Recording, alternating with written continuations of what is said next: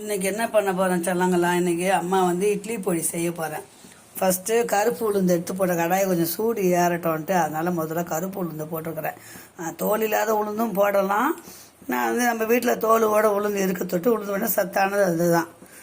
ரெண்டாவது வந்து வேர்க்கடலை, அதுக்கப்புறம் கடலை பருப்பு, ஒற்றைக்கடலை, அப்புறம் காஞ்ச மிளகா, பூண்டு, கருப்பேல் கொஞ்சமாக இருந்தது, அதனால் வெள்ளையில் கொஞ்சம் எடுத்துக்கினேன், பெருங்காயத்தூள், உப்பு, கருவேப்பிலை எல்லாமே வந்து மிதமான சூட்டில் வச்சு நல்லா வறுத்து வச்சுக்கணும்.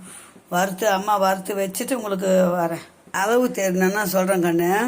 இது வந்து 150 உளுந்து, கருப்பு உளுந்து, அப்புறம் ஒரு 50 கிராம் கடலை பருப்பு, 100 வேர்க்கடலை, 50 கிராம் உடச்ச கடலை, ஒரு 15 மிளகா, காரத்துக்கு தக்கன மிளகாய் வச்சுக்கணும்.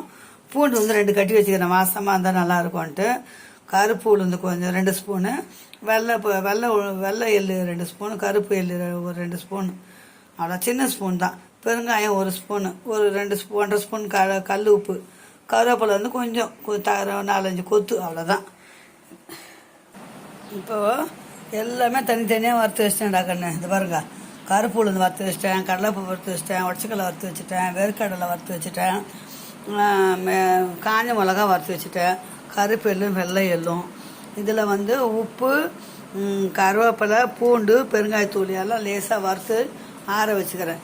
எல்லாமே ஒன்று ஒன்றா போட்டு அரைக்கணும். அரைச்சிட்டு உங்களுக்கு எப்படி இருக்குன்னு காட்டுறேன். ஓகே, இப்போ பாருங்கள், எல்லாம் ஆற வச்சாச்சு, அரைச்சிட்டேன். என்னடா கலர் கம்மியாக இருக்குதுன்னு நினைக்காதீங்க.